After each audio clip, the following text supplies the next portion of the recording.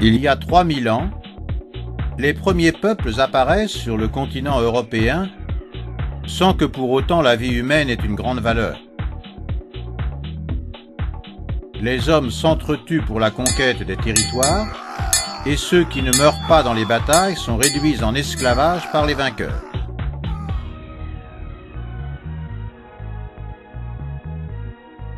Les millénaires s'écoulent. Le continent européen connaît la culture grecque, la domination romaine et l'occupation germanique,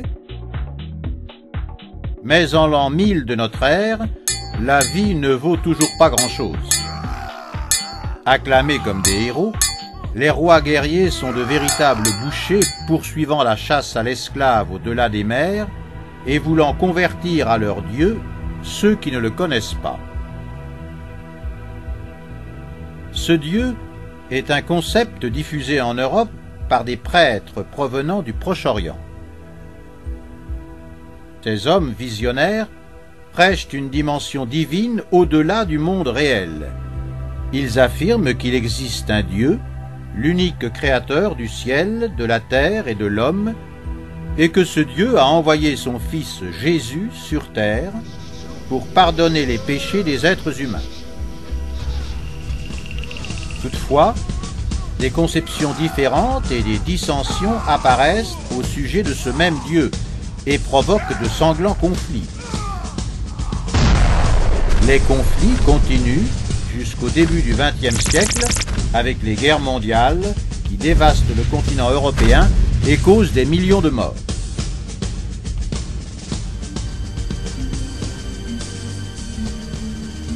Finalement, un beau jour de l'an 1945, après avoir versé tant de sang et de larmes, les maîtres du monde arrêtent les hostilités, ils signent la paix. Les biens sont alors échangés plutôt que volés.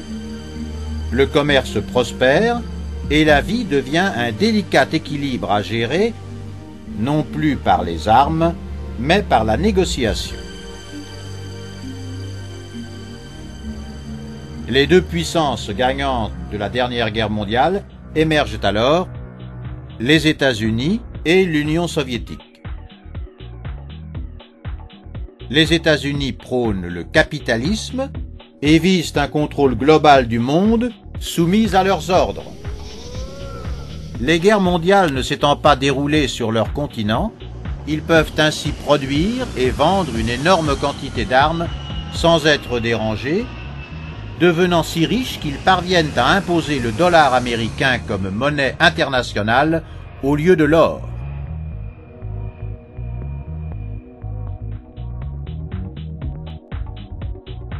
L'Union soviétique prône le communisme et la dictature.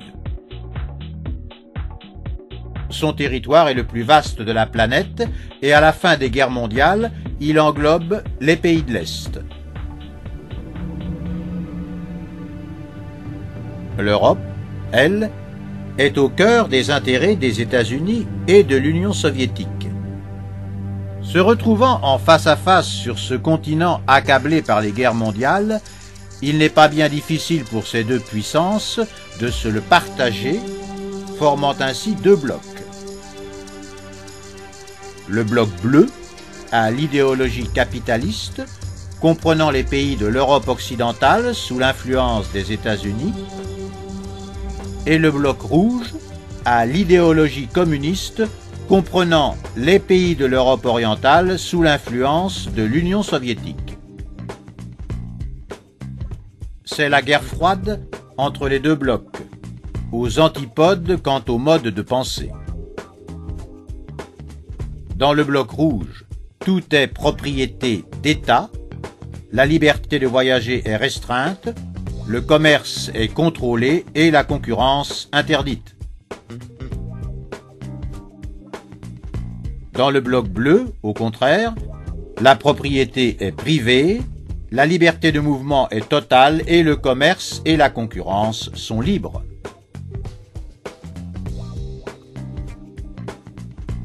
Au fil des années, L'énorme richesse des États-Unis favorise les citoyens du bloc bleu, qui étalent leur satisfaction. Cela entraîne l'envie silencieuse des citoyens du bloc rouge, leur régime n'admettant pas la contradiction. Pourtant, un pays rouge, la Pologne, ose un jour se rebeller. Réclamant les aspirations légitimes de tout homme, elle prétend sortir du système communiste pour embrasser le capitalisme qui, s'il n'offre pas toujours l'aisance, offre, semble-t-il, au moins la liberté.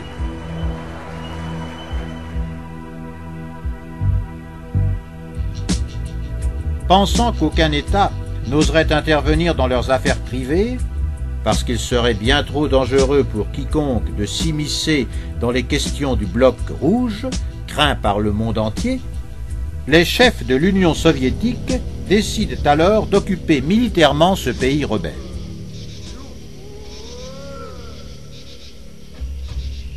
Mais cette menace d'invasion d'un pays qui se proclame leur frère suscite l'indignation des chefs du bloc bleu. Ils se réunissent alors d'urgence pour concevoir un plan contre cette agression. Au plus vite, et sans provoquer la guerre, ils doivent arracher la Pologne au bloc communiste de telle sorte que les chefs rouges, sous le regard du monde entier, n'interviennent pas. Réussir affaiblirait considérablement l'adversaire. À la recherche d'un plan diaboliquement rusé, après maintes cogitations, les chefs du bloc bleu, au plus profond de leurs pensées, se retrouvent inévitablement face à Dieu. Dieu. Les chefs bleus sont des gens pragmatiques. Ils doutent de l'existence de Dieu. En excluant l'intervention divine, sur laquelle on ne peut pas compter, ils pensent alors au peuple de Dieu, à l'Église, à ses fidèles, et l'un d'entre eux a l'idée, sa sainteté.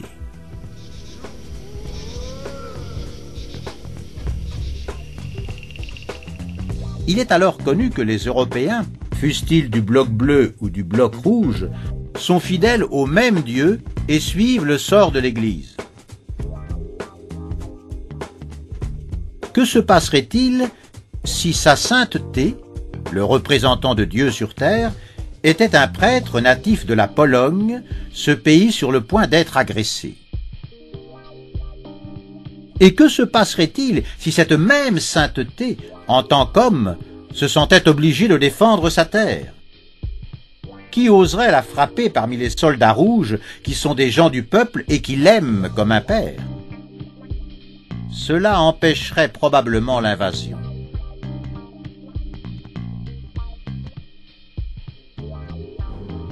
Quelques jours après cette réunion, sa sainteté meurt.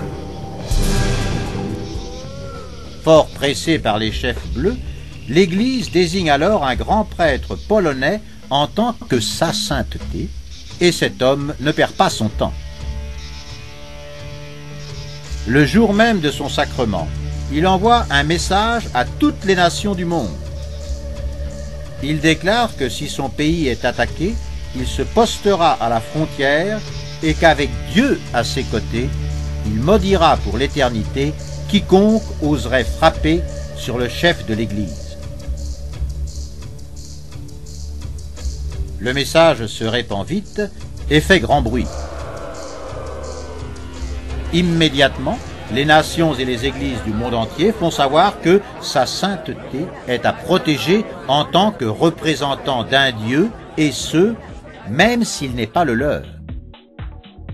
Au même moment, les États-Unis et le bloc bleu déclarent que si le chef de l'Église est en danger, ils interviendront militairement. L'impact sur la population du bloc rouge est considérable. L'idée que sa sainteté soit tuée par eux-mêmes agite les esprits. L'anathème proféré par ce saint homme rappelle que si la vie est courte, l'âme, elle, est éternelle, et nul ne voudrait salir la sienne à jamais en frappant sur le chef de l'Église.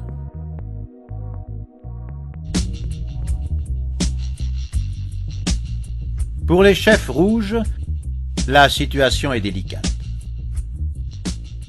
S'ils veulent éviter un conflit avec le reste du monde, il ne leur reste qu'une solution.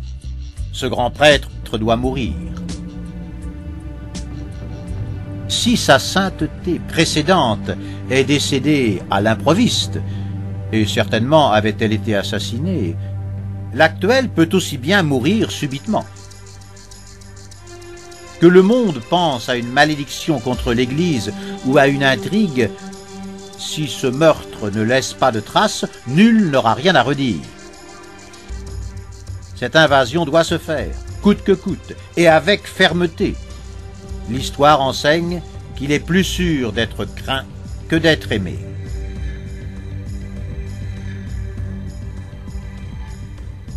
Empoisonner sa sainteté n'est pas chose possible. Le siège de l'Église, situé dans le bloc bleu, est impénétrable. Toutefois, il est coutume que sa sainteté sorte en public pendant les fêtes religieuses, entourée par les très nombreux fidèles qui l'acclament à grands cris de joie. Voilà. Ce sera quand sa sainteté sortira de son palais, profitant de la confusion, qu'il faudra la tuer. Caché parmi la foule, l'assassin peut s'enfuir.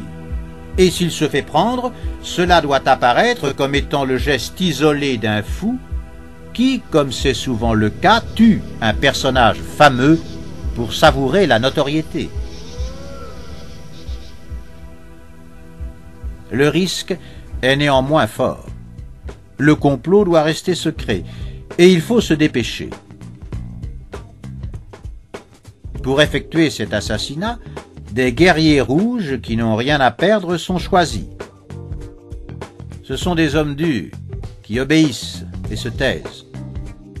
Condamnés à mort pour des crimes, ils seraient graciés et bien récompensés s'ils réussissaient dans cette entreprise nécessaire à l'équilibre du continent. Ces guerriers partent donc, rentrent furtivement dans le bloc bleu, arrivent près de l'église et au moment donné, ils s'infiltrent dans la foule des fidèles. L'un d'eux s'approche de sa sainteté et au milieu des cris épouvantés de ceux qui sont présents, il lui tire froidement 2 balles en plein cœur.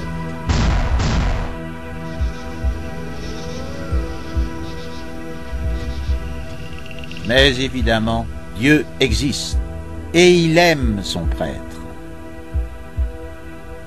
Bien que perforé de part en part, sa sainteté survit à cette embuscade. Et tandis que le monde crie à l'horreur et au miracle pointant vers l'Union soviétique, la Pologne exulte. Le bon sort a empêché la mort de son prêtre et l'invasion. Elle déclare donc l'indépendance, aussitôt aidée par une énorme quantité d'argent que lui prête le bloc bleu. Face à cette richesse, les populations du bloc rouge restent ébahies. Quand le bloc bleu promet un grand prêt à tout pays rouge qui veut le rejoindre, la situation devient incontrôlable. Chaque citoyen communiste veut embrasser le système capitaliste. C'est la fin de l'Union soviétique. Son pays chef de file, la Russie, dissout le bloc rouge permettant l'indépendance aux pays assujettis et stoppe même la production d'armes, laissant entendre au bloc bleu qu'il doit, à présent, soutenir ces pays qu'il a su attirer. Les chefs bleus promettent alors des aides de toutes sortes. Ils sont satisfaits. Ils n'ont pas utilisé d'armes et ces pays sont de nouveaux clients, avides d'acheter ce qu'ils ne trouvent pas chez eux. Leur plan a fonctionné. Le bloc occidental a désormais la prédominance sur les armements. Mais contre qui utiliser ses armes, alors que l'ennemi rouge est souriant et désarmé. L'animosité entre peuples frères qui se connaissent depuis toujours a disparu. Alors, comme dans une grande famille où tous sont unis mais où chacun reste soi-même, ils se retroussent les manches et la bonne volonté prévaut en Europe.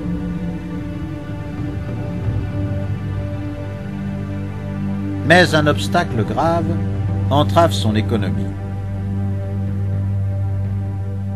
Plusieurs pays européens, jadis puissance mondiale, progressent vite à partir des ruines des dernières guerres.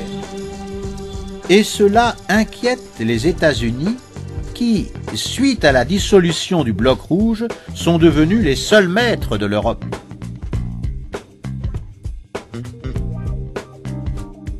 Leur dessein, n'admettant que vassaux assujettis et non pas concurrents, les États-Unis trament alors pour affaiblir les pays européens. Ayant besoin d'une tête de pont, ils s'accordent en secret avec l'Allemagne, lui assurant sa tant désirée suprématie sur l'Europe.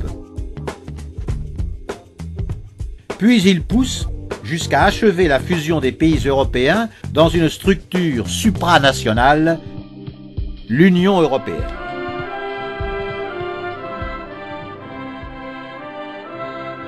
L'idée est belle, mais le piège est tendu. Des pays de langue et de traditions différentes, enchaînés entre eux d'un jour à l'autre, rendent difficiles les décisions unitaires. En particulier, lorsqu'au sommet de cette union sont placés des économistes européens diplômés aux États-Unis et à leur solde, dont la tâche est de ralentir l'économie de leur propre pays. Enfin, quand l'Union européenne émet sa devise, l'euro, basé sur le ressort de l'Allemagne, le piège se déclenche. L'euro se montre aussitôt défavorable aux pays à l'économie plus faible, qui ne peuvent suivre le rythme allemand. Pour rester dans l'Union, ces pays ont besoin de beaucoup d'argent. En prévision de cela, les États-Unis créent un établissement financier privé, la banque, dont la branche en Europe a son siège en Allemagne. La banque accorde donc un prêt au gouvernement demandeur, mais elle impose des intérêts exagérés, impossibles à honorer. C'est une dette qui ne se solde jamais. Au fil des décennies, les intérêts sur ces dettes augmentent démesurément. Alors que l'Europe digère encore ces nations rouges arriérées qu'elle a avalées en une bouchée, plusieurs dirigeants de pays redevables à la banque, tels que l'Italie et la Grèce, se plaignent sur les intérêts usuriers que leurs prédécesseurs avaient acceptés. Ils menacent même de ne plus les honorer. La banque n'attend que ça pour accomplir le plan américain. Elle renverse tout d'abord les gouvernements de l'Italie et de la Grèce par d'inédits coups d'État démocratiques, les remplaçant par des exécutifs non élus soumis à ses ordres. Puis elle impose son jeu. Limitation des fonds pour la santé publique et pour l'instruction. Diffusion d'antivaleurs. Désinformation. La justice elle-même est entravée. 2 siècles de lutte syndicale et de droits acquis sont violés. Seules les manœuvres spéculatives au bénéfice de la banque sont exploitées, entraînant la vente de biens et de territoires nationaux et la disparition des meilleures entreprises.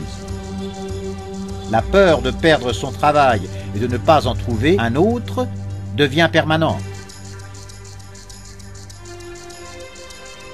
La banque ne s'arrête pas et menace l'Espagne, le Portugal, l'Irlande et la France, poursuivant leur abaissement économique afin qu'ils restent subordonnés aux États-Unis.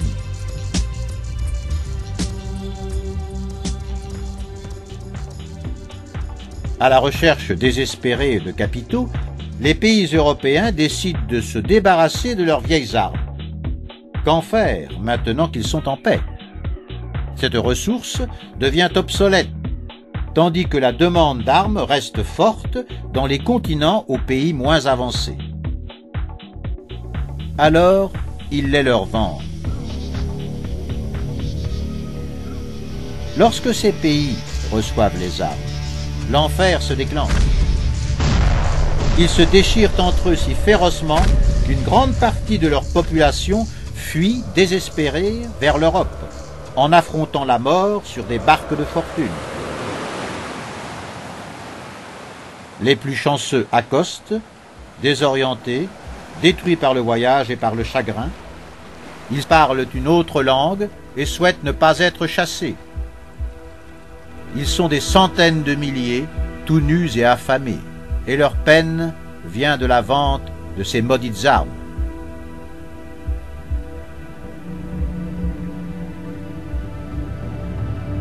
L'Union européenne subit ce nouveau coup. Certains, se sentant responsables de ces malheureux qui réclament le droit à la vie, proposent de les loger et de les nourrir comme des frères. D'autres disent qu'il faut les rejeter en mer, puisqu'ils sont d'une autre race et d'une autre religion. D'autres encore, plus modérés, disent avoir besoin de ces bras pour les travaux que personne ne veut plus faire.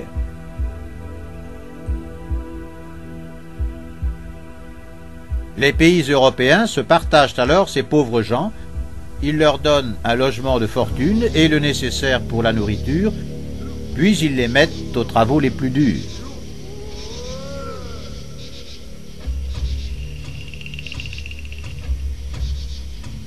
Ainsi, face à tant de générosité, l'Europe revient au beau temps des esclaves. Sauf que si jadis ils étaient capturés par la force, maintenant les esclaves arrivent d'eux-mêmes.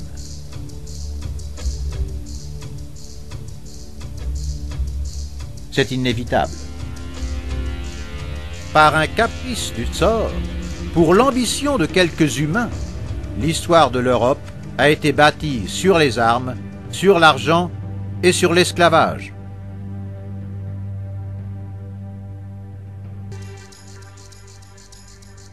Reste le drame de cet exode, souvent inutile, des rescapés des guerres qui s'ajoutent aux mendiants du travail créés par la banque.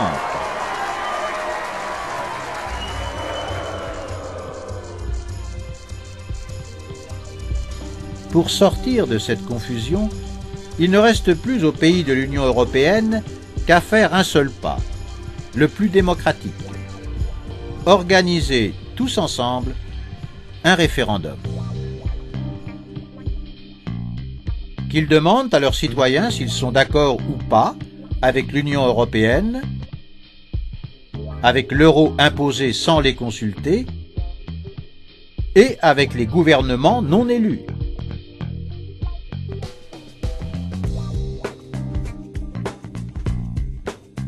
Si 500 millions d'Européens ne sont pas d'accord, que les pays de l'Union reprennent leur souveraineté, comme au bon vieux temps, quand ils étaient riches et puissants,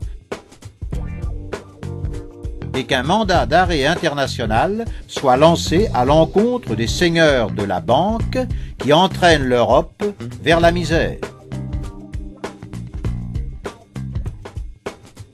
Après, tout deviendra beaucoup plus aisé.